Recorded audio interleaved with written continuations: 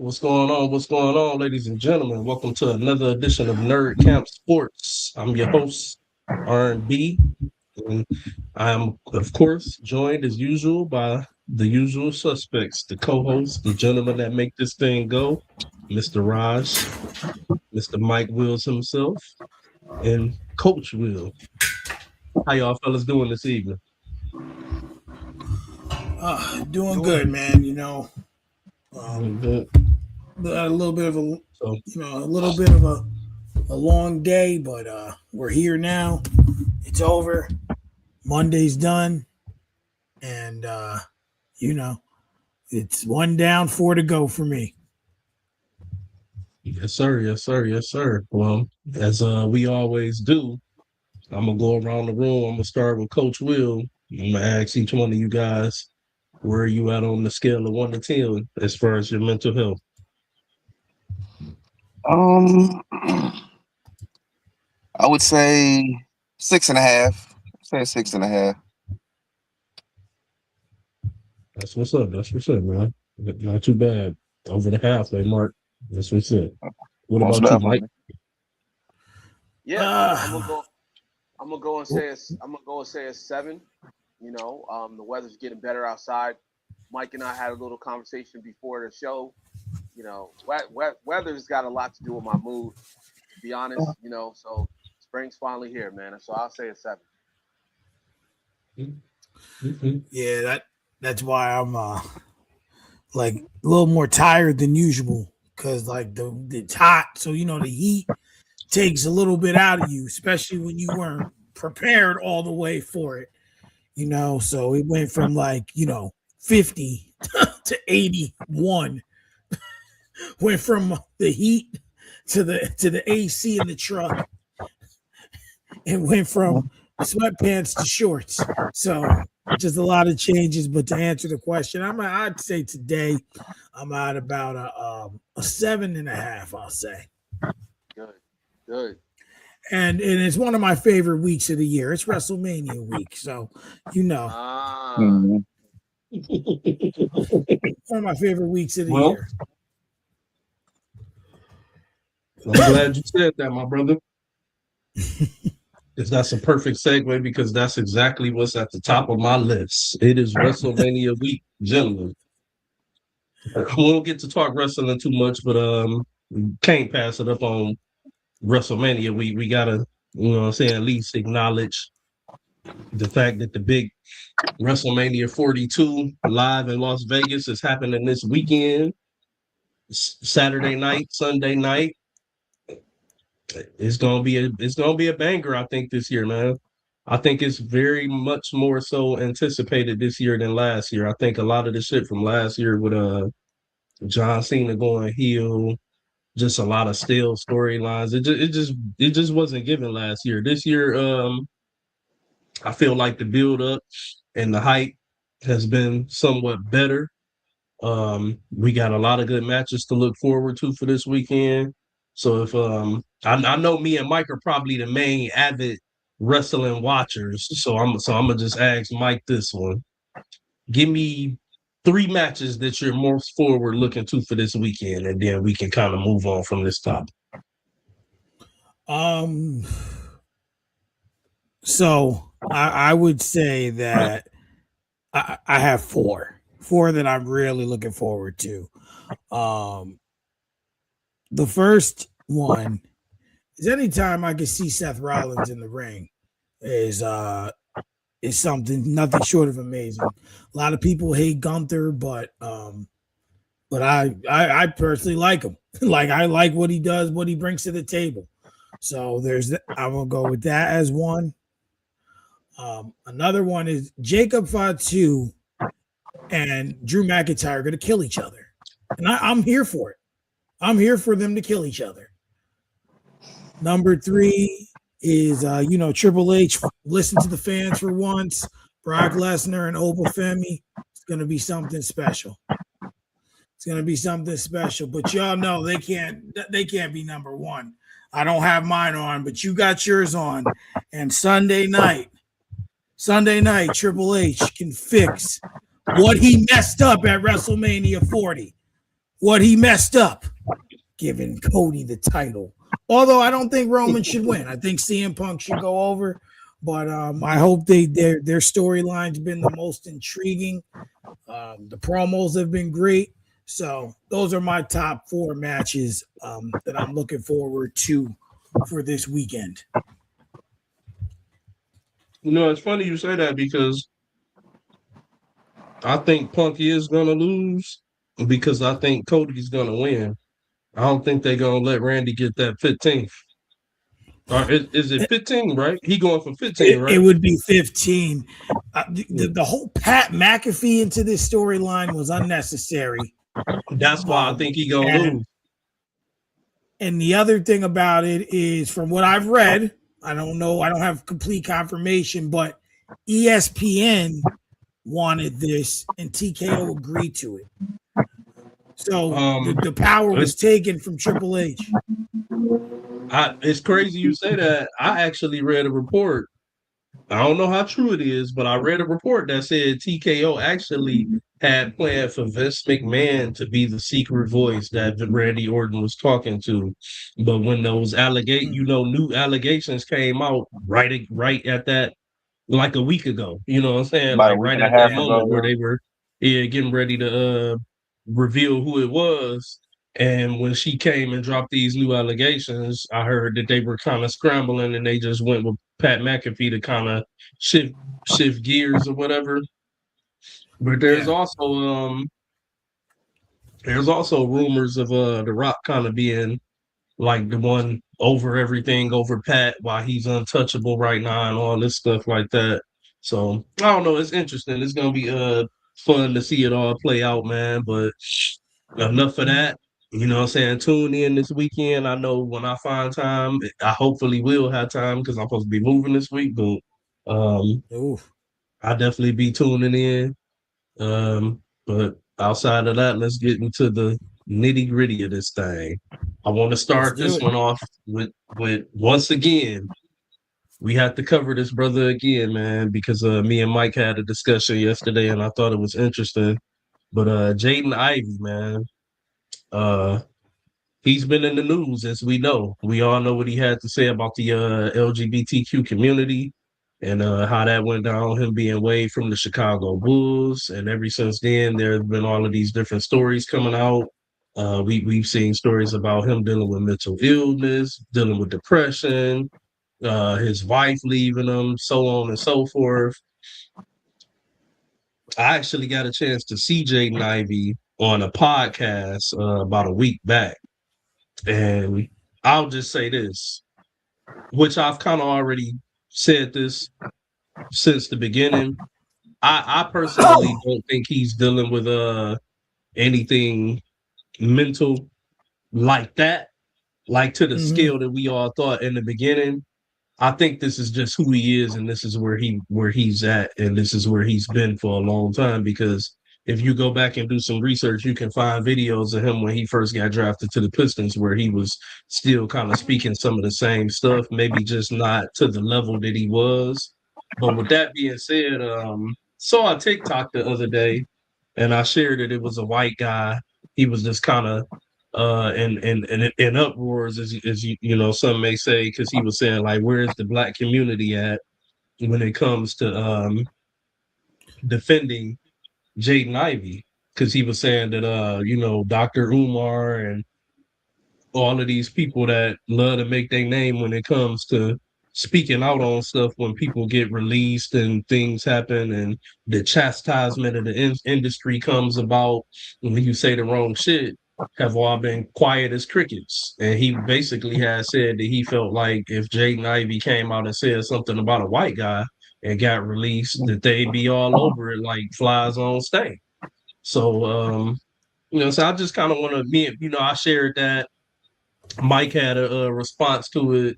You know, I think he was kind of saying that he felt like if Jaden Ivey was a bigger star, you know what I'm saying, maybe people would, you know what I'm saying, be there. Me personally, I felt like obviously if LeBron came out and said some shit like that, it would be a much bigger story. For sure, I don't disagree. But with that being said, I personally don't think that it takes necessarily him being a bigger star for anybody to speak up. I think it's just what my man was talking about.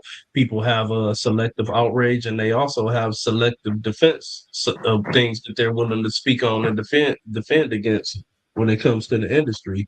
But I'm gonna start off with Raj. I just kind of want to know your thoughts on some of these things, man. What do you think? Do you think this is a thing where if he was a bigger star, people would kind of speak up, or do you think it's just kind of like, hey, we ain't touching that shit. Dr. Umar, all these cats like that, they not willing to touch that LGBTQ shit.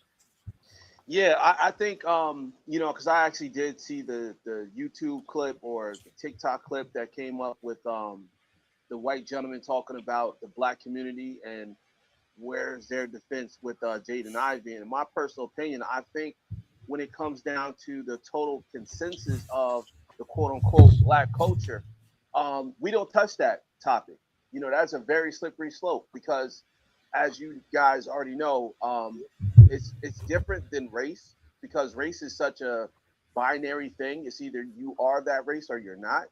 But when it comes down to the LGBTQ community, their voice and their influence is so powerful because they're all different facets of different walks of life.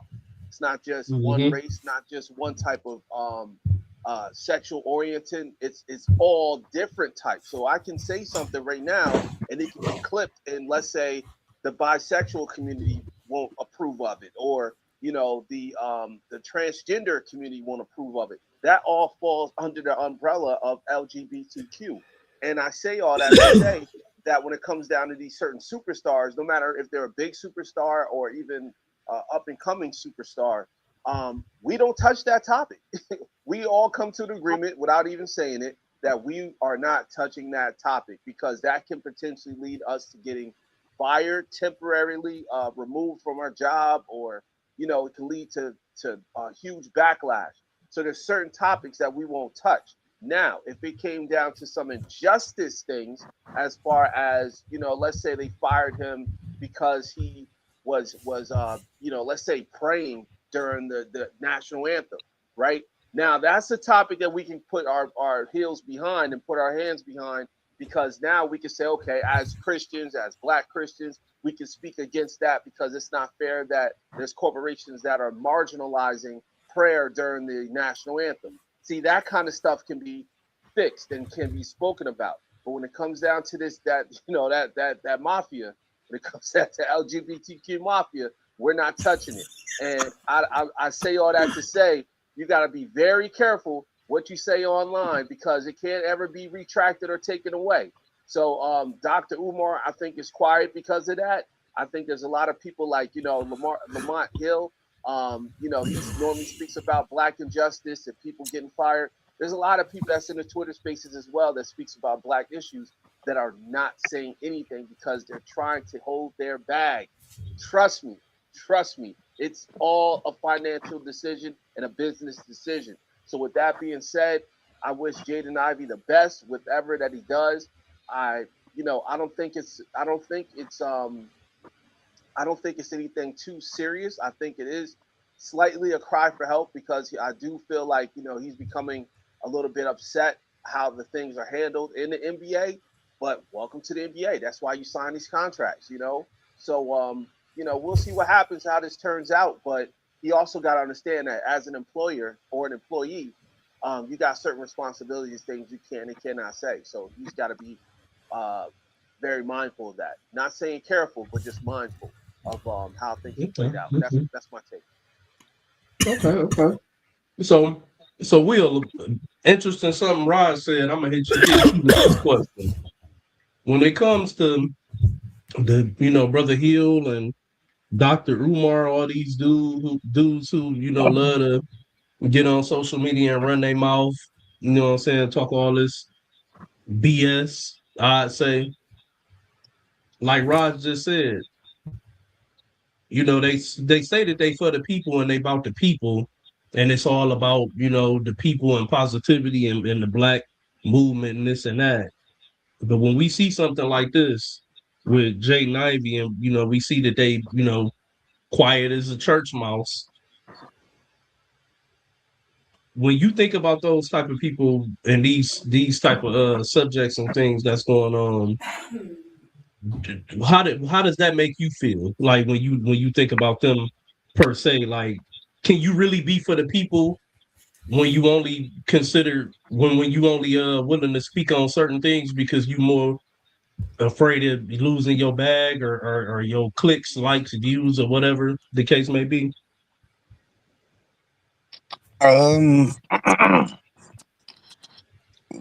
even if you are a somebody who consider themselves like an activist, if that's a word you want to use, um, especially nowadays, there's still like an image, you know what I mean, that comes with all of that once you become like, because now like a Dr. Umar, for example, is more than an activist. He's like a celebrity and shit.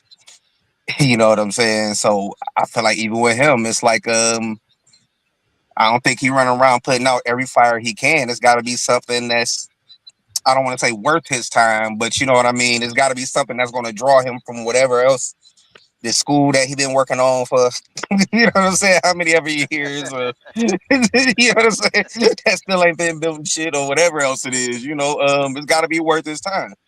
So I do think it matters that is. I said this when we were talking about this. I think that was last week. That again, y'all know me. More than one thing can be true at the same time. So I feel like Jaden Ivey is kind of standing on what Jaden Ivey was always standing on. I don't feel like they necessarily were going to cut him outright after the first tweet or whatever it was. I think he was just like, "Nah, I'm good." You know what I'm saying? Because he wouldn't be the first athlete, you know what I mean, to say some dumb shit on the internet and then have to apologize for it. Like, Mm-hmm. I just don't even think it was for him. I don't even think it was a fight. He was just ready to be over with. This is just me on the outside looking in, just observing. I ain't got no insider information and no shit. You know what I'm saying? But I felt like he was just kind of over the NBA. He was ready to just like speak his mind. You know what I mean, and speak it freely. Um, I somebody correct me if I'm wrong, because I ain't gonna act like I done been up on everything he been saying and you know what I mean, putting out there or whatever. But what I feel like I've heard from him is that he feel like the NBA did him some kind of way. So I don't even know if it's a thing that Dr. Umar needs to come address. You know what I'm saying? It's just that he said what he said about who he said it about, and they responded, and now he keeps responding, and they going back and forth. Like, you know what I'm saying? It's not like he out here saying, "Man, I can't get a contract because of this shit." You know what I'm saying? Mm-hmm. This is what he Yeah. leaning into right now. That's a So good I point. don't even, know if it's something that necessarily calls for people to like come to his aid. You know what I mean? He ain't out here complaining. He just speaking his mind. He's speaking his truth, speaking on his faith. Right. Um, but I will say, if it was somebody with a bigger name or in a different market, you know what I mean? Yeah, it would be different. You know what I'm saying? Not only for, you know what I mean, the player, but like the whole conversation around it. It would be completely different. Because even though it was covered, like it wasn't like it would be if it was Steph or LeBron or KD or you know what I'm saying? Like, or Shea or whoever. Like it Yeah. was just it keeps being a thing because he keeps responding to, you know what I mean? I'm not even saying I ain't even gonna say responding. He just keeps, you know, communicating about how he feel about this conversation. So Yeah. Yeah. I did. Yeah, for sure. For sure. So Mike, do you think it's a chance Jaden Ivey ever plays another minute in the NBA again? And just kind of elaborate on some of your thoughts that you were speaking about the other day when me and you were chatting. Yeah. So what you were saying wasn't wrong at all. I'm like, just to what Will had said, like I think both Will and Roger both correct in what they're saying. It's just like, if a bigger name does something, it always has more eyes on it, right? That's the only thing I was alluding to was that because he's not as big of a name as some other guys or a lot of other players, your KD, your Steph, LeBron, Giannis, Joker, Kawhi. That's why he gets looked over. But I also do think that everyone's right in saying that it's a topic that is tough to be touched. I had on Honest Hour, I had interviewed a trans artist and I had questions, but I was really cautious about how I asked those questions because I did not want to offend the guest or anyone who's also in that community as well. I do think that I think the world, I've said this before, and I would say this, you guys see my videos and things of that. The world needs a lot, right? Like we need a lot. But the one thing we don't have enough of is love. We don't. Everyone has to hate on everyone else. Like if you walk differently, if you talk differently, if you like something different from that person, everyone just has this thing that where we just can't have enough love. And I think if we could find love, the world would be such a better place.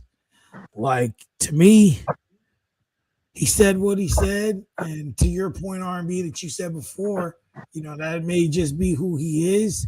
Maybe he's not dealing with those other things, but maybe he is. I don't know. I can't allude to that. But I just think that regardless of who says these things, there should be someone in his corner. Whether it is Dr. Umar, whether it is Stephen A. Smith, whether it is whoever else you want to name, because we go through these things as men and as people, and I just hope we can one day, even if I'm not here, maybe my kids or my grandkids one day could see the world at a better place where there's more love and everyone can get along. But to answer all their original question, I do think he'll play again. These things do blow over. I mean, things happen and people lose their job. First thing that comes to mind for some reason is Shannon Sharp. He lost his job with ESPN, but he had his podcast. What happened there didn't tank it. He's able to keep it going and still do what he does. So I mean, it's just, I think he'll play again. He might take a little while because he's a little oh my God. There's a certain word I'm looking for, not radiant. There's a word I'm looking for, I just can't think of it. But yeah, right now no one's gonna touch him, but I think he'll play again.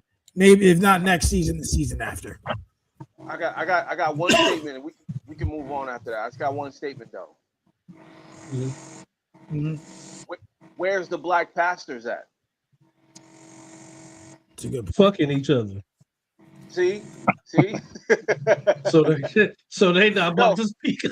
no. I'm saying that for a reason. I mean, the reason I'm saying that is because we're always looking for like the Dr. Umars or the talking heads, like Mike was saying, the Stephen A. Smiths, the big names. Where's the pastors at? Isn't he a Christian? So where's the pastors at? Where's the Marvin Saps of the world? Where's the Jamal Bryant of the world? That's the real question, because those guys are just as influential as the next person that's a celebrity. But yet they won't come out and speak with Jaden Ivey. They won't put their arms around him and guide him. False prophets. This will be their perfect opportunity. So I just want to just throw that out in the air. So, we can move on, but I just want to throw that out in the air. Instead of looking for somebody, they need to look within. Just because it's not public knowledge doesn't mean it's not happening. It doesn't mean that it's not anybody reaching out to him just because we don't know about it. That's true. All right, so moving things along, we went from one dude who got waved. Let's go over to another brother who waved himself. Doc Rivers is out as the Milwaukee Bucks head coach. Um, I just don't know what the fuck to think. The way you said that was great. He waved that was himself. perfect. I just, Hey, Make sure. can I go first on this one, please? Go for it. Please complete your thought, but can I please go first on this one? for sure. So, I'm gonna just open up the floor. We gonna start with Will. I want to know y'all thoughts on Doc Rivers. He said that this is his last hurrah. He doesn't plan on coaching anymore.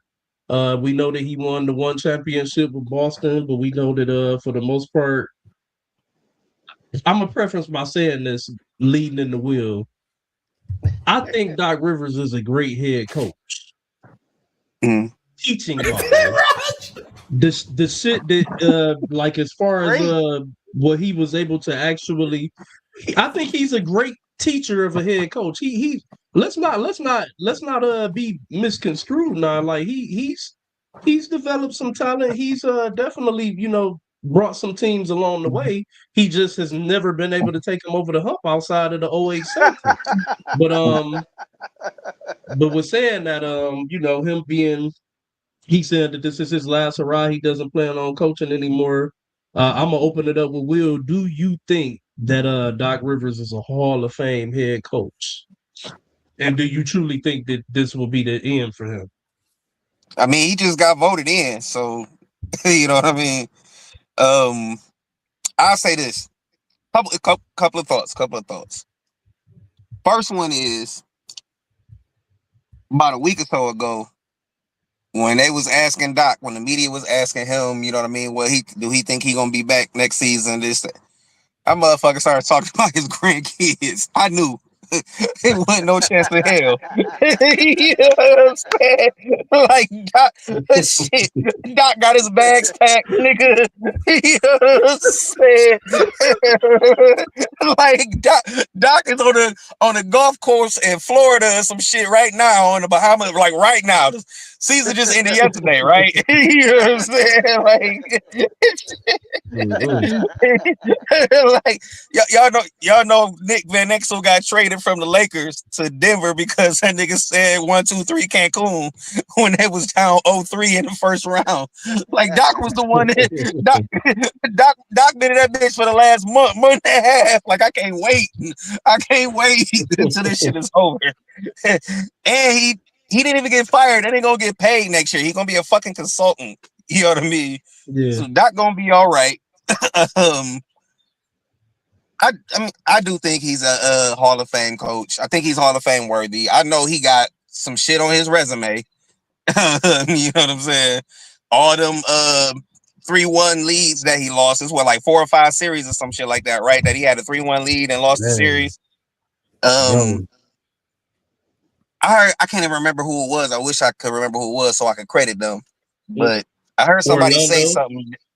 Huh? Oh, I thought you was talking about you couldn't remember what team's a 3-1 lead. No. I heard somebody, a talking head, somebody on ESPN. They said that Doc is a much better coach with like underachiever type teams than he is with teams with high expectations. You know what I'm saying? So like the Orlando team. You know what I mean? After T-Mac left. Like they should have been left for dead. You know what I mean? He developed some talent, Ben Wallace included. You know what I'm saying? Like some of them Clippers teams. You know what I mean? Where fucking Lou Williams was leading them and scoring off the bench and shit. They didn't have a guy. It was like by committee, and they were competitive. Like when it's not a compliment and it's not a diss. It's just an observation. He does much, much better when it's not high ass expectations on him and his teams. When people ain't expecting much from them, he does very, very well with those teams. You know what I'm saying? Hall of Fame worthy, yes. We doing our coach list right today. Did anybody do their coach list? I didn't know we was doing it. I thought we already did. We did NFL coaches. That's right. Yeah. Oh, I we didn't know got we was doing the yeah. I coach didn't do list it. I though. didn't do it this week. That was the last one. It's all good. But when I was like, which I'm technically still kind of working on my list, he not in my top 10. You know what I'm saying? And there's some coaches that don't have a championship that I think are better coaches than him. Jerry Sloan is a better coach than him to me. You know what I'm saying? Jeff Van Gundy is a better coach than him to me. So it's, I ain't saying it's like a long ass list, but there are some coaches that don't have a championship. Sometimes for a coach, it's about being in the right place at the right time with the right team. Fucking Frank Vogel got a championship, right? You know what I mean? I don't think anybody would consider Frank Vogel like obviously not a bad coach. 'Cause he had success in Indy, right? Before he was the Lakers Indiana. coach. Yeah. Yeah, Paul before with George, Indy. Indiana. Yep. Yeah. Yeah. But yeah, it's I do think he's a Hall of Fame coach. I just think that he in the lobby. You know what I'm saying? Like he damn sure ain't in the penthouse. You know what I mean? But he in the lobby. He had to, you know what I mean? Like he gets he gets some light refreshments and shit. He get bagels and you know what I mean, coffee and you know what I'm saying, and some apple juice or some shit Yeah. like Some apple you know. juice.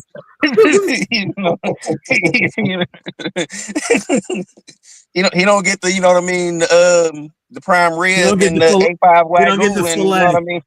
He don't get the A5 wagyu, you know what I'm saying. But he all right in there. He good where he at. He made it in the dough. Mhm. So something interesting you had said, and I'm gonna segue this one over to Mike as a question. Will mentioned that it's been kind of noted that people kind of feel like Doc is better with his teams that had less talent as an overachiever versus his teams with talent where he underachieves.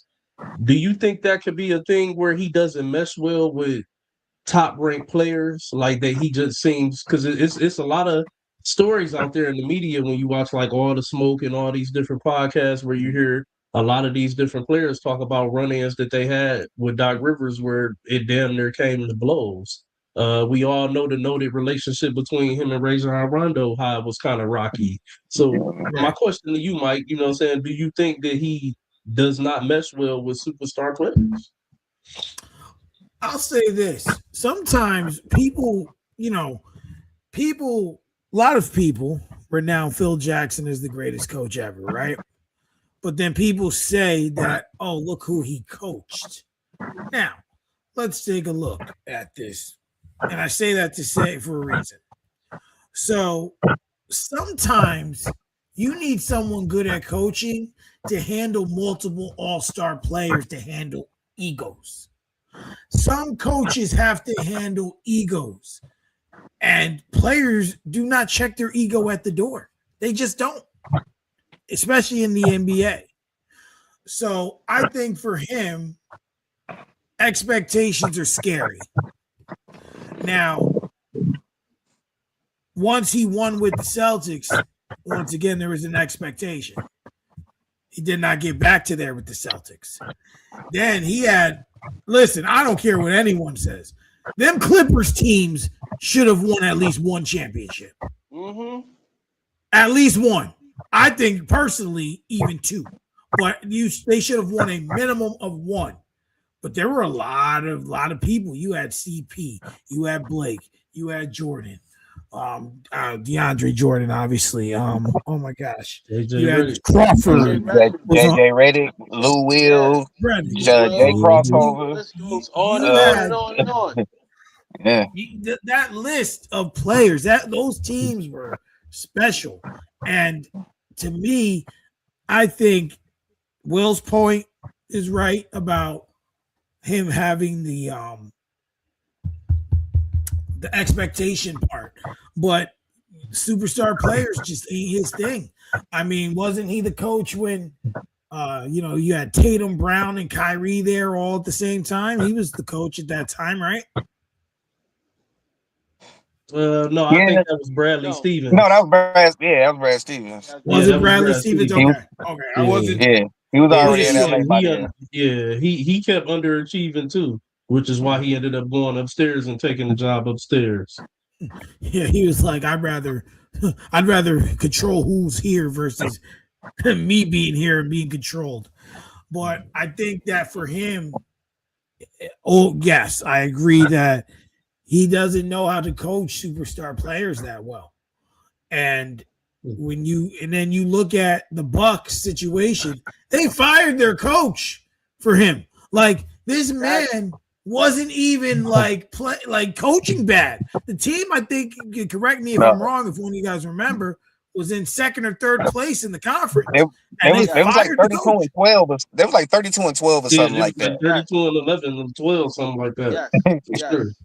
And then you fire him for Doc Rivers.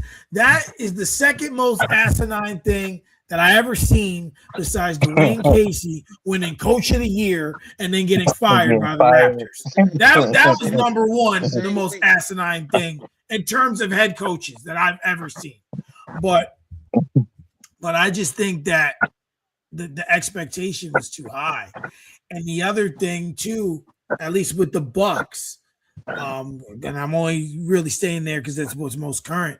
They have tried to win another championship with the same formula. Wouldn't they win 2021? Right?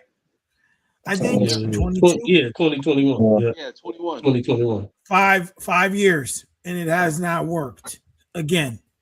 And part of that, all of it ain't on Doc, but a lot of it is. Or a portion of it is, I would say. But if he's done, let it be.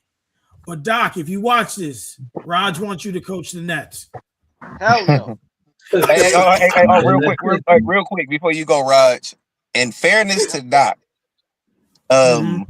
second year with the Big Three in Boston is when KG fucked his knee up, so that kind of changed everything. You know what I'm saying? They made it back to the finals that following season, but KG was never the same again after that. With the Clippers, every fucking playoff run, either Chris Paul was hurt or Blake was hurt, and I'm pretty sure one of them playoff runs, both of them niggas got hurt. Can't put that on Doc either. And even like, I'm not saying that they should have fired. It was Adrian Griffin, right? That was the coach. I ain't saying they should have fired him for Doc. But and maybe Doc just like fucking cursed or some shit. He got there, Dame get hurt, Giannis get hurt. It's a long list of injuries. Even like T-Mac, taking a nap, falling asleep, and then like waking up and his back was never the same again. You know what I mean? Like all of that shit was under Doc's watch. You know what I mean? And I'm not saying that to say it was his fault. You know what I mean? I guess kind of the opposite. Like it's, I ain't absolving him of any responsibility. Don't get me wrong, but he done had a long list of seasons that just kind of went in the tank because of injuries too. Yeah. That I wouldn't disagree with, but we gonna keep it moving along here to Raj. I'm gonna open up the floor to Raj because I know this is a sensitive topic for him. I just want to know, brother, what are your overall thoughts of Doc Rivers as a head coach? And also, real quick too, the whole situation with Milwaukee and the Adrian Griffin firing. I was just looking it up. They were 32-11 at the point where they fired Adrian Griffin. Well, let's not forget it was Giannis who had something to do with Adrian Griffin's firing as well, because they were saying that he wasn't getting along with them. He just didn't like the way that Adrian was coaching the offense. But to move it along though, with Doc Rivers, I just want to know your overall thoughts, man. Like the floor is yours. Listen, I know we're talking NBA, but if there's a such thing as erasing a Rooney Rule in the NBA, it's going to be because of Doc Rivers. That man is overrated. He's one of the worstest coaches I've ever seen coach basketball. I don't want to hear, oh, well, he coached legends. Yeah, and they all failed. He got one ring. He got one ring. He coached Giannis Antetokounmpo, MVP. He coached Joel Embiid, MVP. He coached Blake Griffin. He coached Chris Paul. He coached he coached all these players. I mean, great players, Hall of Fame players, and got one ring out of all those times that he was coaching. This man is the worst coach I've ever seen coach in my whole entire life. And I don't know if he got some like nude pictures of somebody. I don't know how he keep getting these jobs, but this man keep getting these jobs. And I'm wondering, is he the Epstein of the NBA? Because this man stay with a job, and he don't deserve a job. Adrian Griffin was 32-11. Why the hell did they fire Adrian Griffin? Nobody can explain that. I guarantee you, Giannis Antetokounmpo regrets the day that man walked out that door, and when Doc Rivers walked in that door, because it seems like when he walks in the door, everybody's hurt. Dame's hurt. Blake's hurt. Jordan's hurt. Chris Paul's hurt.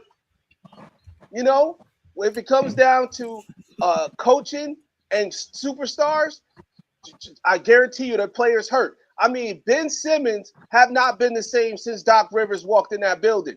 His back hurt. Fuck. I forgot about Philadelphia Doc too. Yes. The list goes I forgot about that part. on I knew on it was a team I was leaving out. I just couldn't remember who it was. Yes. Ben Simmons haven't walked. Matter of fact, Ben Simmons had to retire because of Doc Rivers. Okay? This man is a witch doctor. Doc Rivers is a witch doctor. Let's keep it a stat. I don't know what he got on him. I don't know. Yes. I don't know what type of juju this man carries. But the list goes on and on and on and on. How many superstars are injured, hurt, and can't make the second round? Can't get out the freaking second round.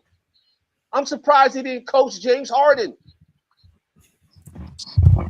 He's the worst coach I've ever seen in my life. So with that all being said, good riddance, Doc Rivers. I don't want to ever see you coach again, sir. Not even for a little league team, not even an AAU team. If I see you, I'm calling the cops.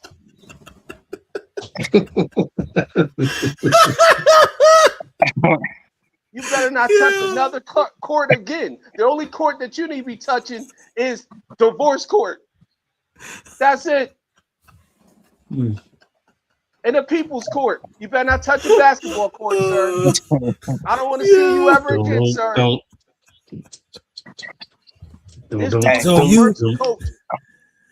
So if you had to pick Doc Rivers to be your coach or Ben Simmons to return, which one you picking? I'll choose Ben Simmons. I'd rather Ben Simmons return and fake an injury versus Doc Rivers killing the whole organization. I ain't gonna lie, I hate to say it, but I think I had to agree with that one too.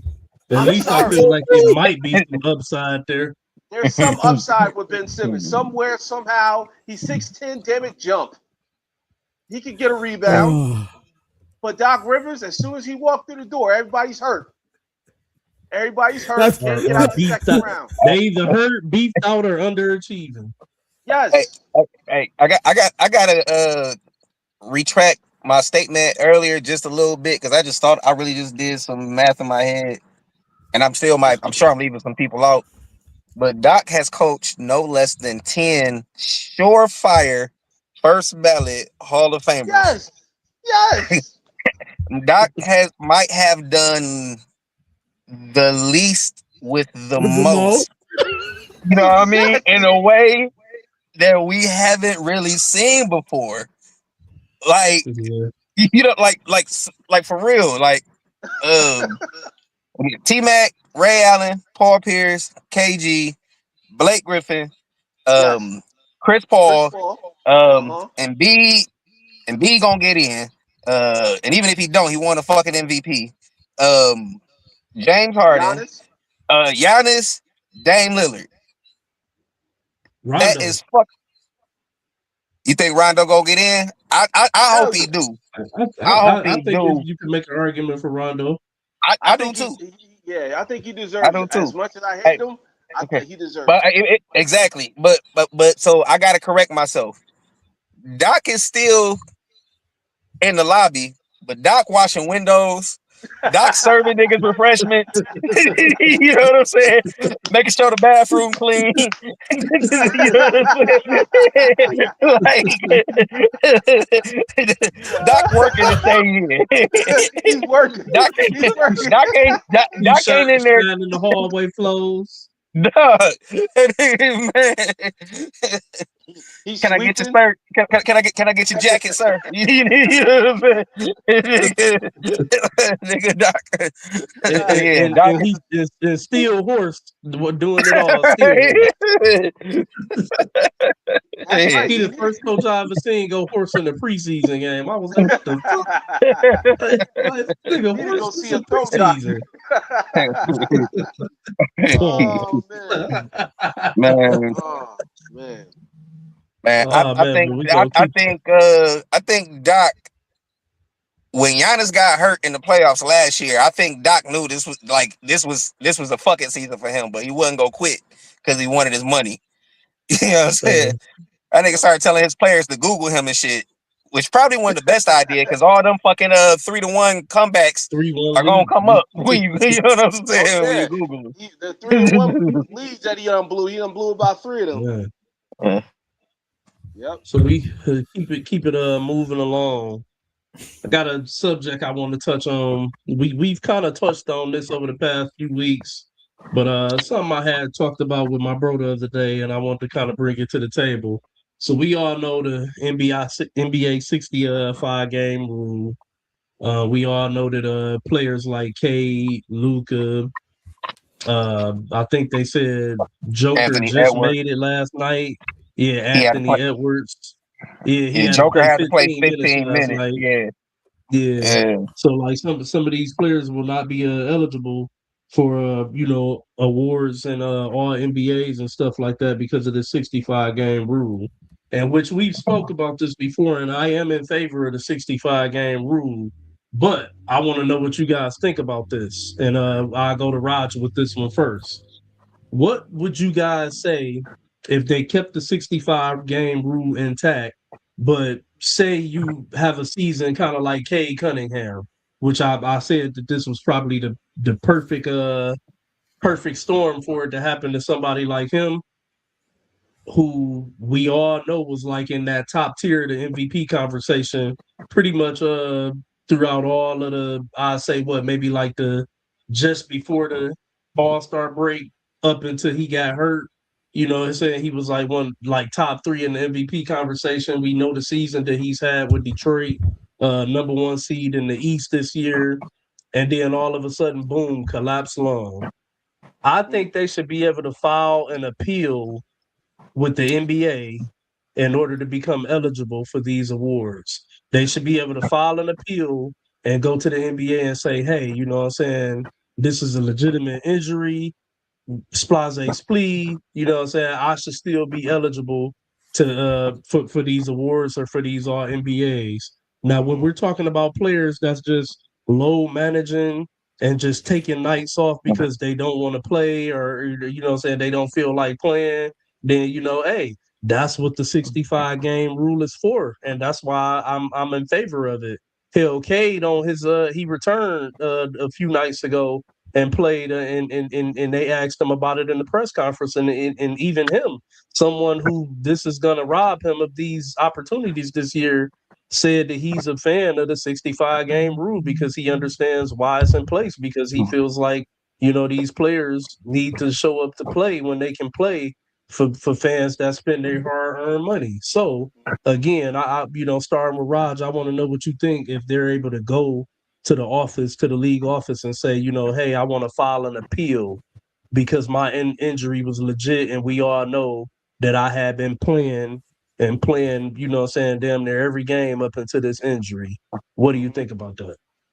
I totally agree, especially for Cade, because Cade is like an old school type player that you can tell if he's like able to play, he's going to play. He's going to show up and he's going to play as hard as he can.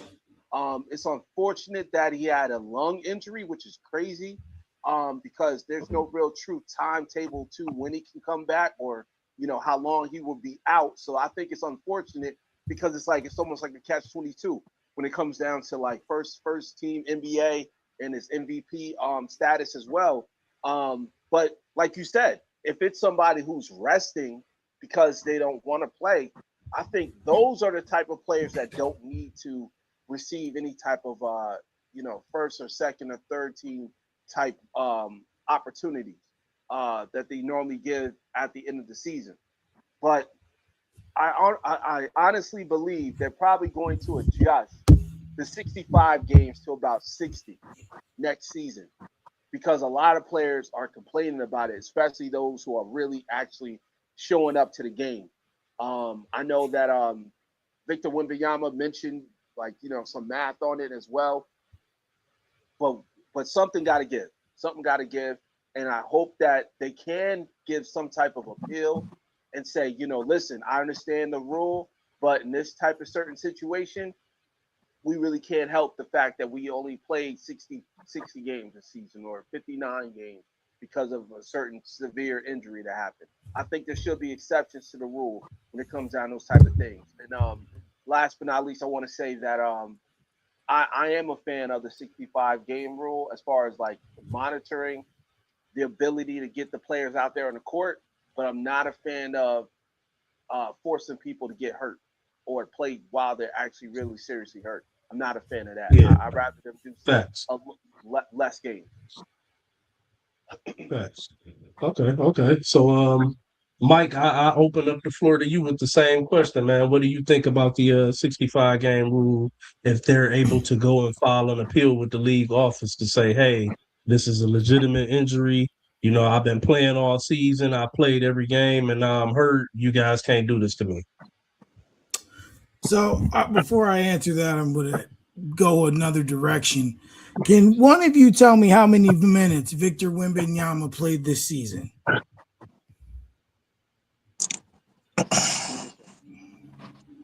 Not sure. 1,866 minutes is what he played. Can you take a guess how many minutes Luka Doncic played? Ain't it like 1,600 or something too? 2,289. So, I think you can see where I'm going with this. But hold on, is it minutes or games? Because it's not minutes. It's games. Minutes played. I see where you're going with it though. Yeah, Luka played less games, but played way more minutes. Yeah, but we all know that because Wemby had a lot of restrictions this year. He was hurt, and then when he came back from being hurt, he was on a minutes restriction. Yep. But he only played like 30 minutes a game or something like that, though, in the general sense. 20, even when he 30 healthy. You know what I'm saying? He's somewhere between 28 and 30. The only reason I bring that up is because minutes were a thing. He had to play X amount of minutes to qualify. The Joker had to play X amount of minutes to qualify. That was for that game to count. You know what I mean? Towards being eligible. So you can't play 2 minutes, get hurt, and have the game qualify. You know what I mean? Towards being eligible for these awards. I understand that, but I'm just looking at another scenario. I think it's a competitive nature. I do think that for them to play 65, listen, we all grew up watching 90s basketball and watching Kobe. Niggas weren't missing games. Let's just call it what it is. Unless Kobe breaks fingers, ties them together. Jordan had a fractured foot, he's out there, Now a guy has a cough and he wants to sit out. We get all that. My thing is, I think that there should be an appeal process. I do agree with that. But even Cade played 2,150 minutes. So to me, I think that if and it doesn't have to like go through, but I think it should be considered. You got a player like Wemby who has under 2,000 minutes is eligible. And then you have players that are over 2,000 minutes ineligible. That's a flaw to some extent. And I know that to an extent they can't, they're not, the league can't tell a team how to use a player. We know Luka has been a workhorse for the Lakers. Like, he has been abused.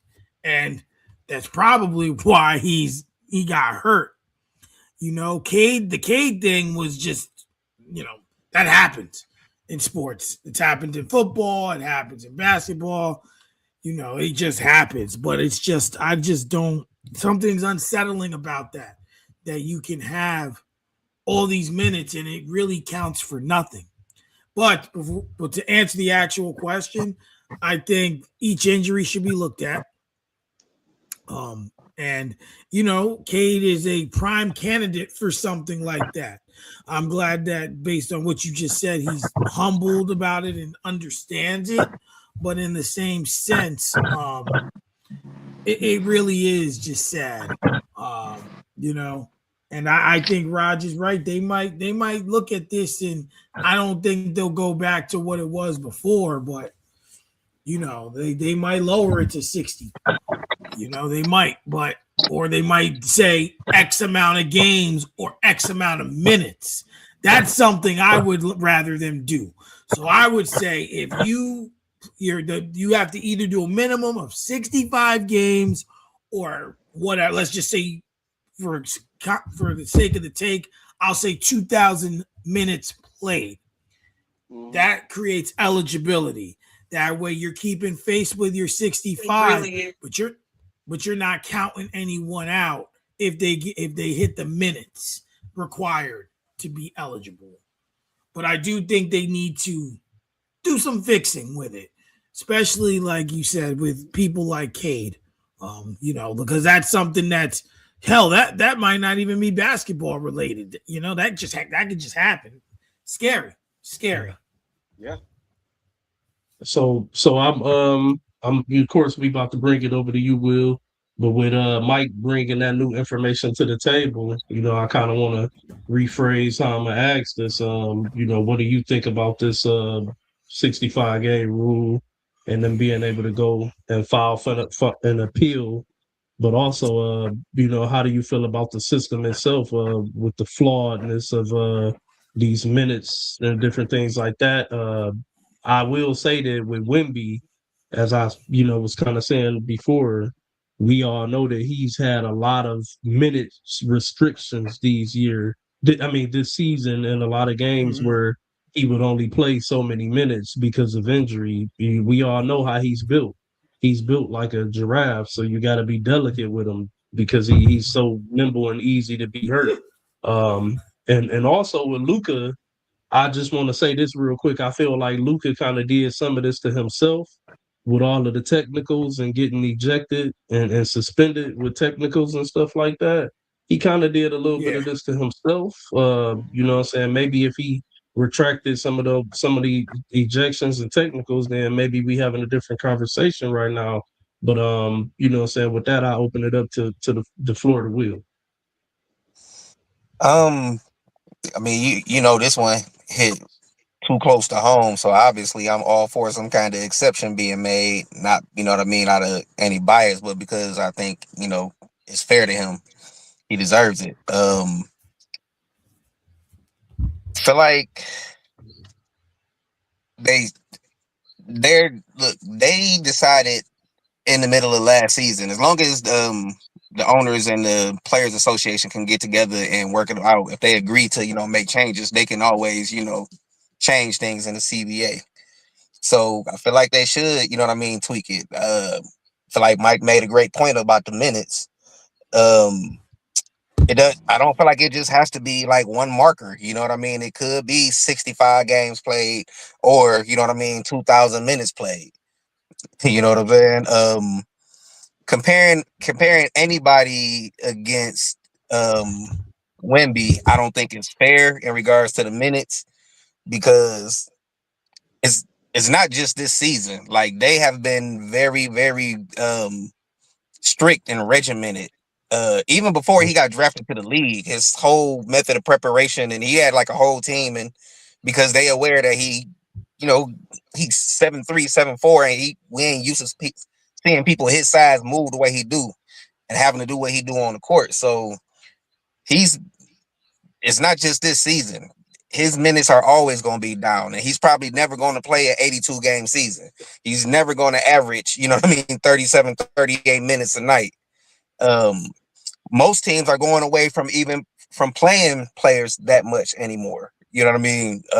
It's more in the 32, 34 range for your, all-stars and best players. It is some players that play more, but so his number is always going to be skewed.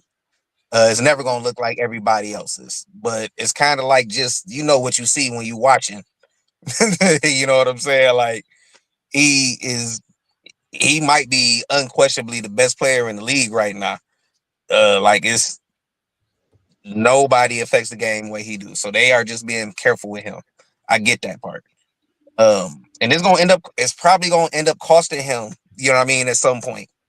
It's gonna cost him an all NBA, or it cost him a defensive player of the year last year. You know what I'm saying? Because he didn't play enough games. And we all know he was headed towards it. So like I said, I don't feel like they need to get it right. But you know what I'm saying? They might have to tweak this a time or two, because it also took like a extraordinary set of circumstances for this shit to happen the way it did this year. You know what I'm saying? Like I say, Wemby is always going to probably be in that 65 game range, 70 game range. But Joker had legitimate injuries. Anthony Edwards had legitimate injuries. Cade ended up with a legitimate injury. Luka had legitimate injuries. Like, you know what I'm saying? Austin Reeves. There's a lot of all NBA caliber players that missed a lot, and people who was Tatum was out. Giannis was in and out of the lineup. Eventually, they just wouldn't let him play. They wouldn't let him be great.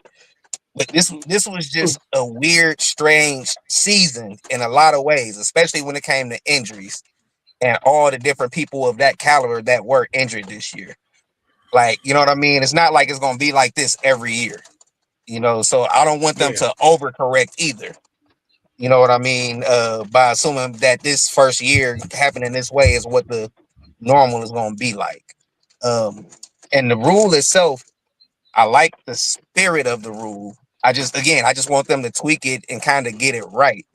Because I think to some degree, it's always going to be some kind of little fuzzy gray area in there when you're trying to legislate players to play. So yeah, I say they might have to tweak it another time or two, but I just want them to get it right. Like I said, maybe they need multiple different, markers to make yourself eligible. But you know what I mean.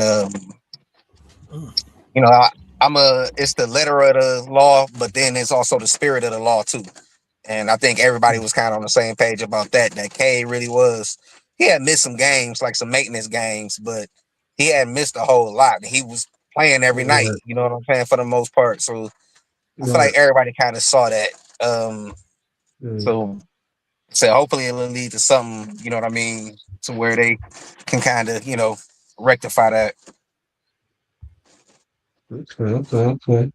Well, we'll see how the NBA moves forward with that one, man. It's a slippery slope, but hopefully they can do the best they can to make the proper adjustments to try to get it as right as they can get it, I guess we have to say. But before we move on and talk about the turn play-in games that start tomorrow night, I want to veer off for a quick second for two NFL topics real quick. Dontavius Wicks was moved to the Philadelphia Eagles from Green Bay. He's a young receiver, uh, has a lot of good upside, promising, made some clutch plays throughout the season for Green Bay this year. I think he can be another target for Philadelphia. But what I want to know, though, is how much help can this really do for Philadelphia if we don't feel like the problem is the receivers because, gentlemen, Jalen Hurts has not been offered a contract extension. I want to know y'all thoughts on that. Let He in me the take last this year of one his first. deal. Go for it. Yeah. Okay. Let me take this one first. I meant to bring that up last week or last time I hosted and I forgot.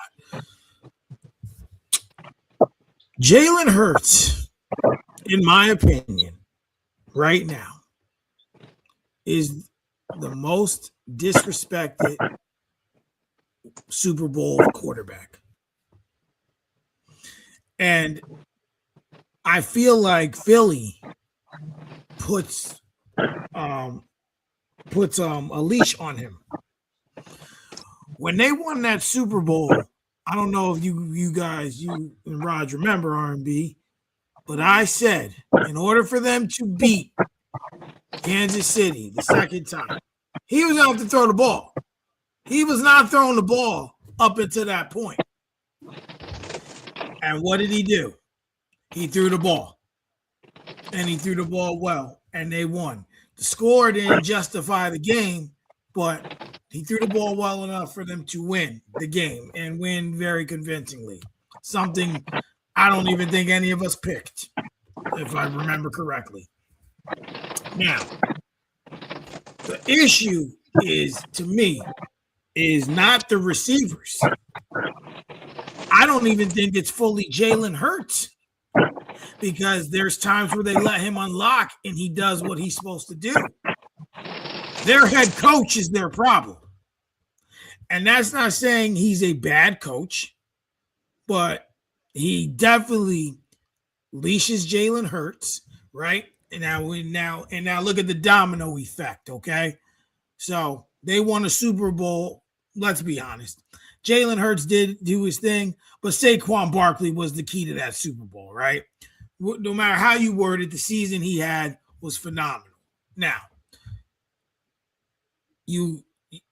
Saquon didn't have a great season last season, well, at least not to the prior season. Now, you're not throwing the ball like that. A.J. Brown is an issue. Like, he's upset. And he's becoming a distraction. Now, we got to remember his last name is Brown. So, we do have to remember that. So, you have that. That's a distraction. You bring in another receiver, but you haven't fixed the problem. And you not offering Hurts a contract, that's an issue. Because now, the tone for the season has been set. Now, if you keep A.J. Brown, let's just say for now, they keep him. They go into next season with him. Now, every time shit goes wrong, those trade rumors come up. Jalen Hurts will be a repeat talk of his play. And if you get another not to par or expected season from Saquon, this whole thing is just drama. So for this receiver, I don't think he's going to help. He could help. Let me say that. He could help, but until they figure out what they're doing with their core pieces, this team's only going to go in disarray. And they've lost a lot of players too. So, and then I look at their division, you look at Washington, they'll be back. I think they'll be back to respectable again. Could be, I mean, it's Dallas. We don't expect much out of them. It is Dallas. And as for the Giants, listen, I don't know what to expect from them, but I can tell you the culture there, I feel for the Giants and their fans, it's going to be different, and they're going to win more than 3 games. So if Philly's not careful, and they don't figure all those pieces out, and it's going to be a long season for them. And you know what? Before I wrap up, I know it was a little long-winded. I hope it is. So their fans, shut the fuck up.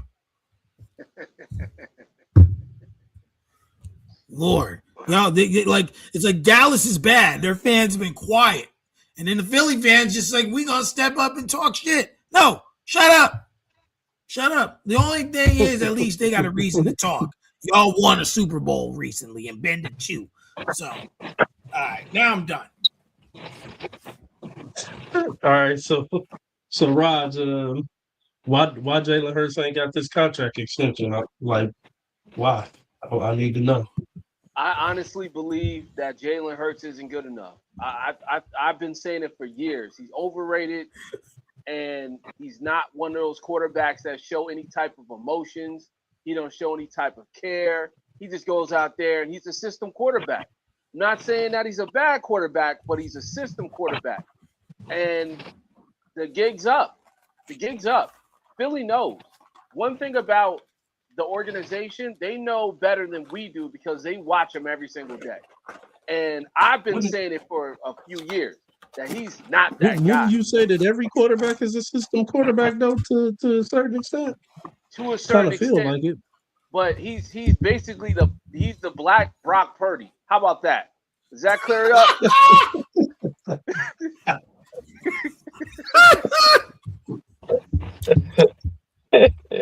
Damn it, I'm just getting over a cold. Stop making me laugh. Walking this shit. But All right, I give it. Enough said. Enough said. But I say all that to say there's certain quarterbacks that just don't have that it factor, and he's one of them. And that's why AJ Brown was pissed off with him. That's the reason why they didn't offer him the contract because they realized that look, we can win without him. If we find a quarterback that's a better system quarterback than Jalen, we don't got to pay him top dollar because, like Mike said, let's be honest. It wasn't just the throwing that won in the Super Bowl. It was Saquon's incredible ability to get in the end zone and to be one of the best running backs that whole entire season. So they can win without him. Now, as far as adding Wicks, I think Wicks is a good wide receiver. I think he played great out there in Green Bay.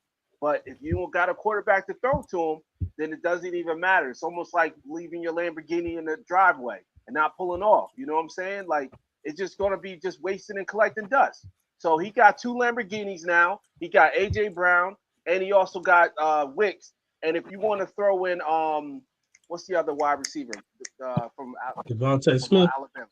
If you throw Smith in there, you got three Lamborghinis in a driveway, but you haven't drove them in a while. So we'll see what happens. But I honestly believe they're going to find a better quarterback, and they're probably going to go after somebody that's in the free agency market next season. Okay. So with that being said, Will, with the draft just about 2 weeks away, the NFL draft, would you be surprised to see Philly take a quarterback in the top 4 rounds? Not at all. Shit, they drafted Jalen Hurts when they had just paid what's his name? Carson Wentz. Wentz. He looked like he was on his way to possibly being an MVP that year. You know what I'm saying? Mm-hmm. They drafted somebody, you know what I mean? When he got hurt, Hurts came in. Like that's Philly. I don't think if they were worried about Jalen Hurts, he would already had an extension. I think he's playing for his job. I think Sirianni is coaching for his job. I feel like the mission is to whatever they've been trying to do with Jalen Hurts is. I don't necessarily feel like offensively that they've necessarily kind of used the talent that he has around him to help him achieve at his highest level. But I also don't necessarily feel like he's necessarily made progress since that Super Bowl run. It just seemed like he ain't really improved a whole lot. He just because he keep trying to do the same shit. You know, you can't do that in the NFL. Like, you know what I'm saying? You got to grow and evolve. Because, you know, how many players we done seen have a good few weeks, good half season, maybe a whole season. But once people really get tape on you, you know what I'm saying, get that film on you and figure you out, you got to be able to adjust and evolve. And I feel like that's the difference between that and, when we talk about system quarterback, the vast majority of quarterbacks are system quarterbacks. I agree. But it's a short list of guys who were the system. You know what I'm saying? It wasn't any one kind of offensive philosophy that you had to necessarily have for or with them because they wasn't limited in that way. You know what I'm saying? But yeah, I just Philly is a mess right now, man. Philly is a mess. Definitely wouldn't surprise me at all. I don't think they still plan on being competitive this season, so I definitely don't think they're gonna spend the first, probably not even a second round pick on it. But maybe a Yeah, I don't third, lose it. maybe a fourth. You know what I mean? Second or third day pick. I'm basically Yeah. expecting it. And if Jalen Yeah. Hurts ain't expecting it, he a damn fool. Mm. Hey, I will say one thing though, AJ Brown Powell would have a lot more credence to it if he caught those damn balls in the playoffs that would have won That's them the a fact. game. Oh yeah, That's no a doubt, fact. no doubt, You no did doubt. all that pouting, and then when the biggest moment come, and he get you right in the chest on 3 different occasions He to had win the game, Butterfingers. you dropped the ball. Yeah, So that's true. you know what I'm saying. I think I'm gonna have to take the words from Mike, but until next time, he need to shut the fuck up because you dropped the ball. Yeah. Oh man, Nah, for facts. I real forgot. though. Yeah, he played like trash. I ain't gonna lie. That was a He terrible did. And then playoff. and you know what? I take that back because he did shut the fuck up. He did not do any interviews with the press. He left the building. Because Nigga, he probably he, was embarrassed. Like I didn't talk shit all season, and I come out here and do this shit. Ooh, I'm nigga, running away. He had his Mike Epps he had a moment. commercial come out that the whole commercial was him talking about how he was always open. Yep. You know what I'm Yeah, saying? yeah, yeah. You're right. I forgot that I Geico don't even commercial. remember what the Yeah, he product did. was, but it I was a think it little was lady right Geico. next to him, and he, you know what I'm saying, always open, all the time, always open, always open, always open. And then he went out there and did that shit. So, Yeah, had Butterfingers the whole entire game. That was crazy. So So I got one more football topic, and then we can get into the play-in tournament real quick. Make some picks. I'm gonna get some picks from you guys. I just want to open it up. We can start with you on this one, Will, and then we'll go around the rectangle here. Mike and Raj ended off. Marvin Harrison Jr. is rumored to be on the trade block right now by the Cardinals. From what I've read, my Packers are picking up steam hot and strong to go and make the trade to pick him up and get him. I want to know what you guys think on this one. Like, it looks like Arizona is ready to move on from him. Look like they might be giving up because from what I've read so far, it looks like they're looking to gain. I think it was a maybe a first and a second or something like that, which is for a talent of his caliber that just got drafted less than 3 years ago at the place he got drafted. You don't see cats like that get moved, for less than 2 ones or more. So I just kind of want to know your thoughts on that one. Like, what do you think it could be? What type of impact could it be if he does end up in Green Bay? I definitely think that he still got, you know what I mean, the potential to be an impact player. I don't think, you know what I mean, the Cardinals did him any favors the last 2 seasons with that whole situation that was going on out there. So I don't know if they're gonna get a 1 and a 2 for him because for what he was supposed to be, you know what I mean, and what the all the the expectations around him, you know what I mean, coming out. And again, I'm not saying that I feel like he a bust just yet. I feel like it was a bad situation, but I feel like it's gonna be hard for them to get a 1 and a 2 for him.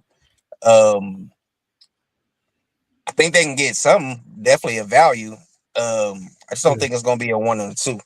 And I think it's a lot of teams out there that's willing to, because he's still on his rookie contract. You know what I mean? yeah. Even though he was the number 2 pick, right? Number 2 or 3 or something like that. Number two, So you know what I number mean? two, if I'm not mistaken.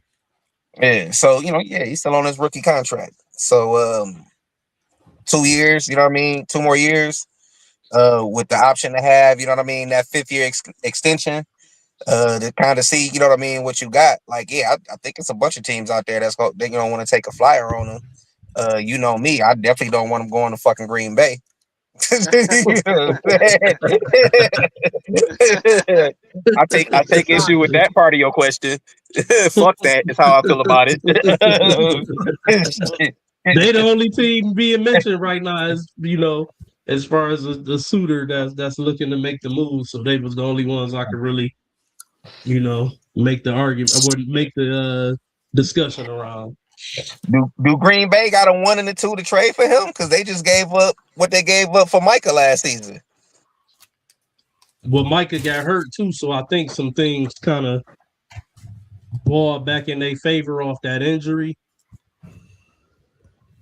I had to look into it, but if I'm not mistaken, I think it was some things that kind of, went back in as far as draft compensation because he didn't meet the quota of plays played from him getting hurt.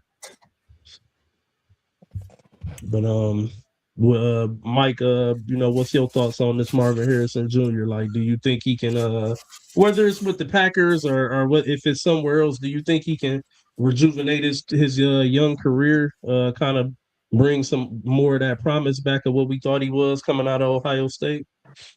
Well, considering obviously who his father is, considering that he played with Kyler Murray for roughly a year, and there was inconsistency at the quarterback position on the team he was on.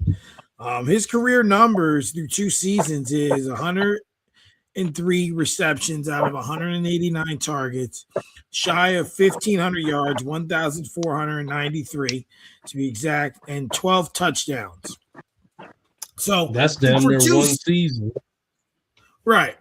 But he was hurt for quite a while this season. He missed some games as well. So I believe that the upside is still there. I do believe that a change is needed. Him being in Arizona won't do him any favors, moving forward. Now, if he can go somewhere with an established quarterback, he could be one of the top receivers in the league easily. And I do believe that Green Bay would be a good fit for him. They have an established quarterback, an established offense. I do think they would make moves with him there. I just looked up something and I seen Buffalo's name is in the mix. So I mean that would be another that'd be another good target. And you always know I have to bring up Old Faithful, Kansas City. That's just kind of goes without saying. So those are the 3 that come to mind, like offhand, because I think that all 3 of those teams need that position. And you may be able to fly in and grab him. If you got a 1 and a 2 and that can get him moved, based on what you're saying, I think one of those 3 teams, all 3 of those teams need help at that position. To me, Green Bay doesn't have that actual elite number 1. They have what's his name? Christian, right? Christian something, right? Christian Watson. But his injury can't stay on the field. His injuries really take that tone because when he's out there, that dude can ball. But that's the thing with him. And then you look at Buffalo, like Diggs left, and then it's kind of like, okay, who's the guy now? I don't even know any of the receivers without like looking it up right now. Didn't they just go out and grab somebody though? I thought Buffalo brought somebody in. They might have. I might have missed it, or I just don't remember. I don't think it was I think it was just like a good pickup, but I don't think it was nothing where we all was gonna be like, oh shit. But right. I think they did go out and grab somebody though. But they need someone. These teams need someone to be that guy, to be that number 1. And Kansas City's done a lot with the less, but everyone's caught on to that. Because even like before Mahomes went down, we did like the thing about it was they weren't getting blown out. Everyone's like, oh, they're playing bad, but Kansas City was not getting blown out. They were in the games. It's just they have found a way to be on the other side of those 22-19 scores, 24-27. Now people have found a way to stop them and, kind of hone in on Mahomes, if you will. So, but I think an electric receiver or someone who can be electric would be helpful for any of those three teams. And if I'm Arizona and I'm sticking to the rebuild, I think they're sticking with Brissett as their quarterback, if I'm not mistaken. Yes. I think I read for now. So, obviously you're going to, he's not going to be your QB of the future. So you have to use what you have and mortgage that to get back something in return. So I think for the Cardinals, it's a good move. And if he can get to, one of those three locations, Green Bay and Buffalo don't seem like too far-fetched. I can't think of any other teams at the moment offhand that would be in that upper echelon, but I think for Arizona, it's a good move to trade him and get what you can for him. Okay. Green Bay, my bad. Green Bay don't have a first round pick until 2028. They traded the 2026 and 2027 first rounders to Dallas for Micah. So that's what I'm saying. Like they say they got possibly up to 11 picks next year, but a lot of them is like third day picks, 4th, 5th, 6th round and shit. So, Raj, what's your thoughts on this whole Marvin Harrison Jr. Saga here? Like, do you think it's over for him? Do you think he can rejuvenate this young career? What are some of the teams that you see him possibly going to that he could, kind of show us who he truly is and who he was coming out of Ohio State? Don't say the Jets. Of course, he said, "Don't say the Jets." But no, all jokes aside, Marvin Harrison Jr. is like one of my sleeper picks when it comes down to fantasy because of the upside. This guy's 6'3".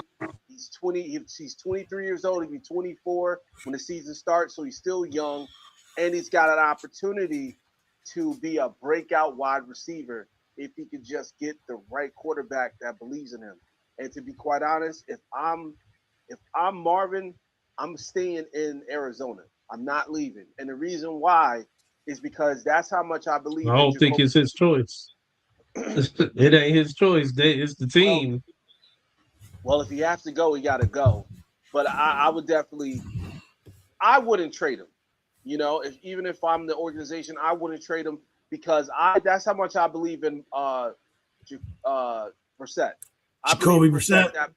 Jacoby Brissett is one of those quarterbacks that can get you over the hump and at least get you to the playoffs. And if you got a good wide receiver like Marvin Harrison Jr., you can put up some numbers. He could be 1,000-yard receiver. It's just a matter of just believing in him. Because when he played with Kyler Murray was always hurt. He's an undersized quarterback. So there's no real consistency when it comes down to the quarterback being out there and building that chemistry. So for him to be in his third season, if he does get traded, I would want to see him on a team where there's a consistent quarterback. So somewhere like you said, Green Bay, or even playing with the Bills, or bring him out there to Kansas City. If you get him on one of those teams, he's going to put up 1,000 yards. He's going to put up some about, I would probably say about maybe anywhere between 10 to about 15 touchdowns in a season. 10 to 15 touchdowns and over 1,000 yards. That's how much upside I believe in Marvin Harrison Jr. Because a 6'3" wide receiver, this dude's, you guys watched him play. He can ball when he can catch the ball. You know what I'm saying? Like, he can get out there and do some things, but he's got to be with the right quarterback. So that's my opinion on it. So he did play a lot of this season with Jacoby Brissett, the guy that you say you think can take him over the hump or get a team to the playoffs. I'm here to tell you, I think Jacoby Brissett is nothing more than Geno Smith taken into the player editor on Madden, and you gave him a few extra ticks. That's all he is. I'm just keeping it 100, bro. So with that being said, bring him to the Jets. You took his awareness up 5, and that's Jacoby Brissett. So, Really so we good gonna backup, transition. mediocre starter. It's a Yep, mediocre start. yep, Oh. and never come through when you need them the most. When you need Jacoby Brissett to have one of them good games, he let you down.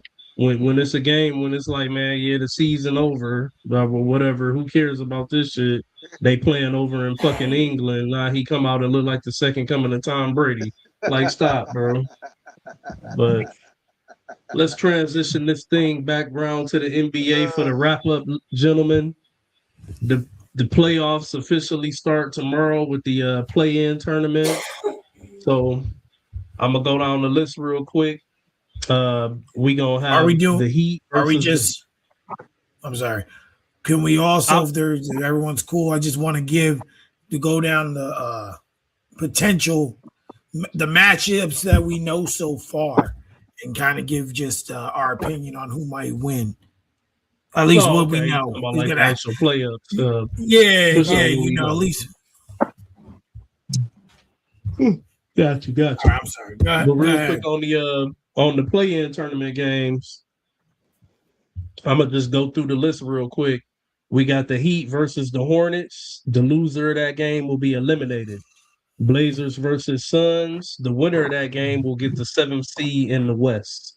Magic versus 76ers. The winner of that game will get the seventh seed in the East. And the Warriors versus the Clippers. The loser of that game will be eliminated. So starting with the Heat versus the Hornets, if I can just get a pick out of you guys real quick, we'll start with Raj and then work it around Will, then Mike. Heat versus Hornets. I'm going Hornets on that one. Who you got, Raj? I got the Hornets as well. Mike? Hornets. Will? Since everybody else went with the Hornets, and I'm gonna go with the Heat, but my pick was gonna be the Hornets. Just to be different. Hey man, Yeah. be competitive like that sometimes. Blazers versus Suns. Same order. I'm gonna go Suns on this one. Who you got, Raj? Is Devin Booker playing? That's the question. If he's I playing, believe so. I got the Suns. Yeah, I got to roll with the Suns. Mike? I'm going with Phoenix as well. Will? That's a I'm tough one going. too. You I'm going going. with Phoenix? No, I'm going. I'm going with Phoenix. I'm All going with right. Phoenix. Magic versus the 76ers. I'm a surprise y'all on this one. I'm going with the 76ers. No, Who you got, Rod? That's not much surprise for me. I don't believe in Magic at all. You know, Even hold They on, just hold they on. just done fell off. They've been on a horrible slide. yeah. You're still gonna pick the. You said you're picking the Magic, No, No, I'm picking the 76ers. even though Embiid's gonna be out. Yes. Yep. Yes. Okay. The Magic is ass. Okay. Did you see them struggle to beat? No, I mean, no, They- they didn't. They lost, didn't they? They They lost. lost, Didn't yeah, they to the just Celtics to without the no fucking starters. Celtics where they with all the starters? Let all the reserves come out there. Joe Mazzulla on the sideline, gritting his teeth like he just popped 3 ecstasy pills and a perk 30. I'm like, bro, what the? I'm like, how did they lose this game? It just. They lost The Magic got some talent, but they are on a horrible downslide right now, man. So, Yeah, I but I forgot got They about lost that. 6 creative players. who you got? Who you got though, Mike? They picked up people from Walmart, right, Raj? Exactly. You went down to the local Walmart out there in Boston and picked some dudes and said, "Yo, y'all want to hoop?" And they beat them. They beat About the Magic. guard 84. I'm gonna just go. Yeah, given that, not thinking about that, putting that into play. Yeah, I'm gonna rock with the Sixers too. Wouldn't nothing surprise me? You know what I mean? In this game, absolutely nothing would surprise me. But for no other reason than Tyrese Maxey I got more belief and trust in Tyrese Maxey than anybody else that's gonna be in that arena. So I'm gonna go with Philly. And then we all know that the game that I'm pretty sure we all will try to tune in and watch as much of as we can because, ladies and gentlemen, we are all older now, so we don't stay up as late as we used to. I probably yawned 50 times since we've been live with this air blowing on me because it's a little warm today. But goddamn it, the Warriors and the Clippers, the loser gets eliminated. Kawhi versus Steph. I don't know which way to go on this one, man. I just gotta really say don't. real quick before we do our picks.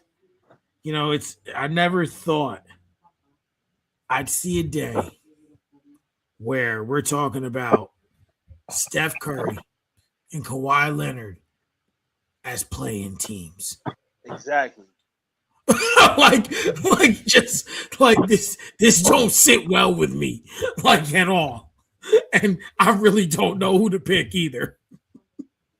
I really don't know who to roll with, but I think I'm gonna just go ahead and roll with the Clippers. I say Kawhi comes through, has one of those Kawhi freaky miracle games. I love me some stuff, but the Warriors they just not a good team, bro. Just being frank, you know, Steph having the injuries that he had this year definitely hurt them. I think they probably would have avoided the play in had he not been hurt so much this year. But uh, just looking at their team overall, though, you know what I'm saying, outside of him, it's like really nothing there. Like I don't even look at them and be like, oh, they could build on this or they could build on that. It's just really time for them to just go ahead and blow that shit up. Trade Draymond Green, you know, it's over. So in my opinion, I think the Clippers will win this one. All too many times I pick the Warriors in games and they turn around and they let me down. They get their asses beat, get blew out by teams that you think that they should be able to compete against or beat, and being teams that you don't think that they should beat, they fuck around and compete or win. So I'm gonna just roll with the Clippers on this one, man. I say Kawhi has a crazy game. It'll probably be the best game of the play-in tournament. Who you got, Raj? Okay, so where do they play? They play in In Golden LA. State? I'm playing LA. In LA. Oh, you know Yeah, what? that's why I'm rolling with the Clippers. I want to roll with the Clippers. I think that they got the best arena in all of the NBA. But unfortunately, I can't erase out of my head when Kawhi Leonard dropped 30 points and said, "I'm done." I don't know what year that was. I think it was like 2 years ago, 3 years ago. Yo, me and Raj. Yeah, that was before you came in, R&B. He dropped 31. And me and Raj was like texting and watching in real time. And then like, we were like, oh, this is gonna be so amazing. And then suddenly he was on the injury report and like never came back. We were like, what happened? What happened? Dude just retired after that. Like, I want to believe in Kawhi. Trust me, Kawhi is one of my favorite players to watch. However, I know he have a tendency of retiring in the middle of the game. Well, with that being said, retiring in the middle of the game is crazy. So with that being said, I think Steph Curry put up 50 points, and I think that he gets them over the hump. But if I'm wrong, I pray to God they fire Steve Kerr. I hate Steve Kerr. Every single time I look at Steve Kerr, I think of how Jordan punched his ass in the face. I get it. I want to punch Steve Kerr in the face.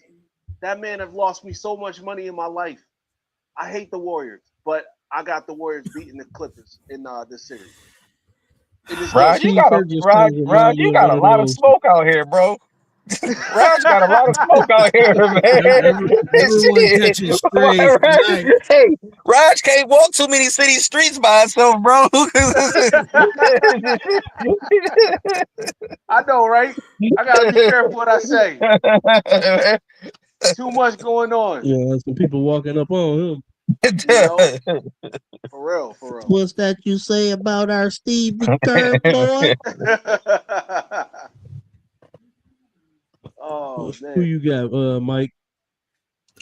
The You battle know, of the battle of the OG Hurts.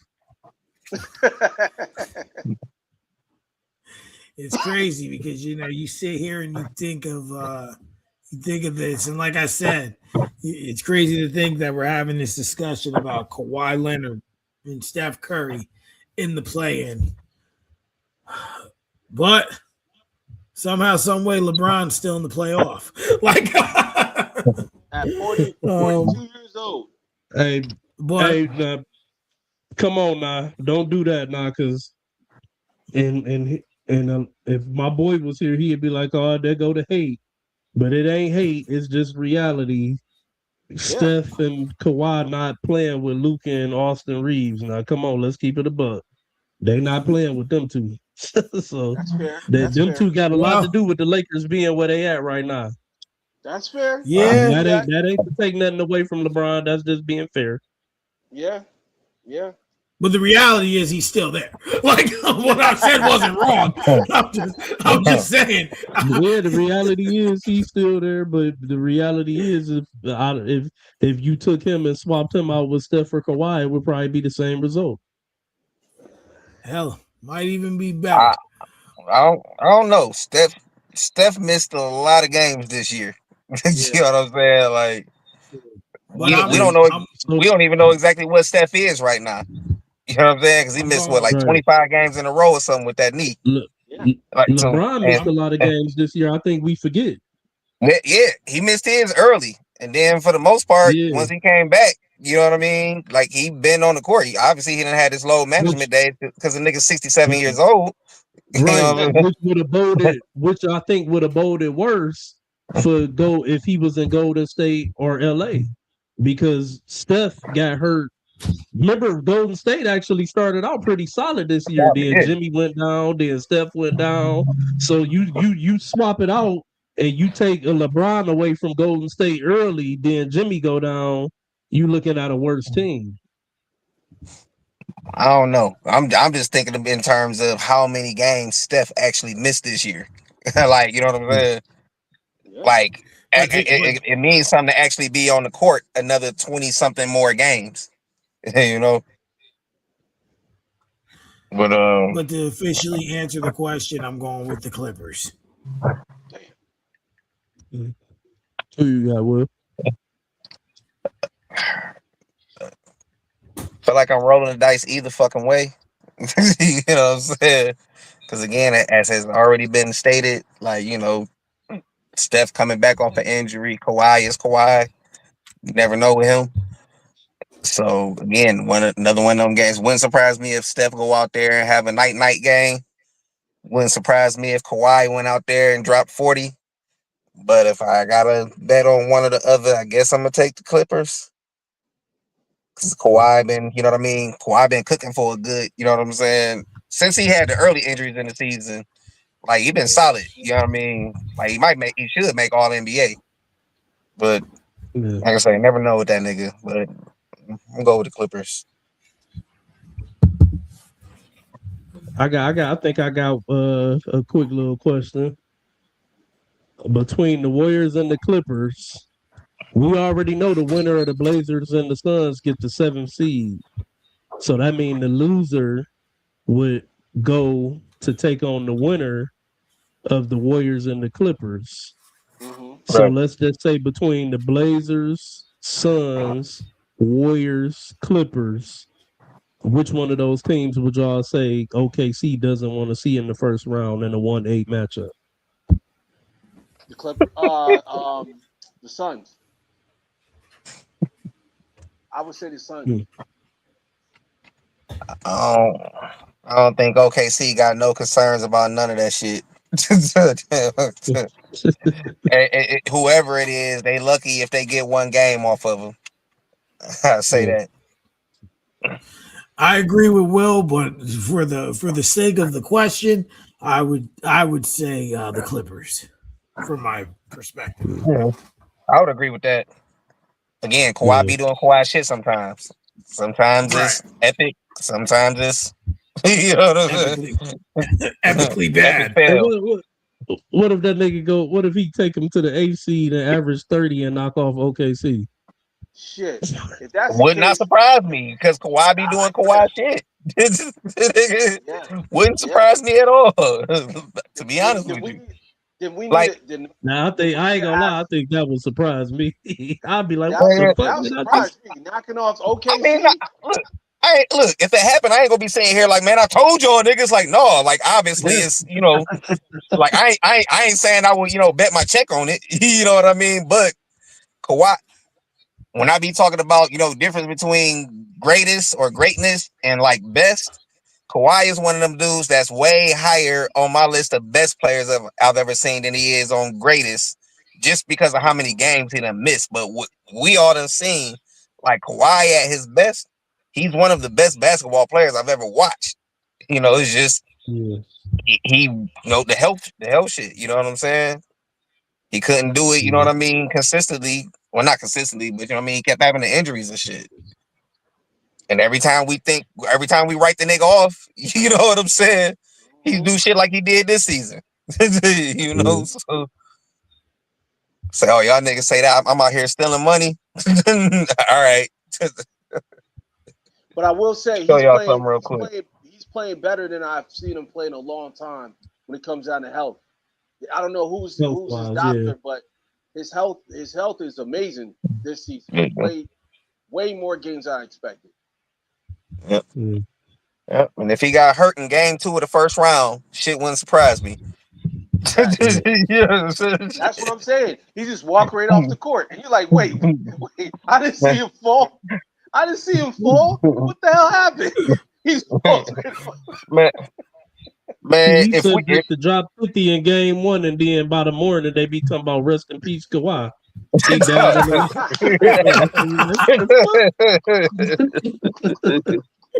like I You're don't like, know what what the happened. hell? He just laid down and said, "All right, y'all." Nah.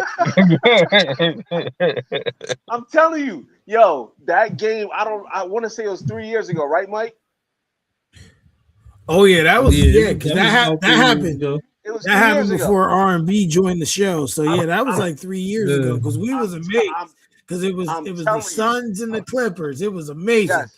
And then I game 2, we was excited and then instantly depressed when we Yeah, found out Kawhi wasn't playing. like, and you know what's funny? I checked every single like news article. I checked everything because I was saying to myself, I said he played so amazing. I wouldn't be surprised if he's injured.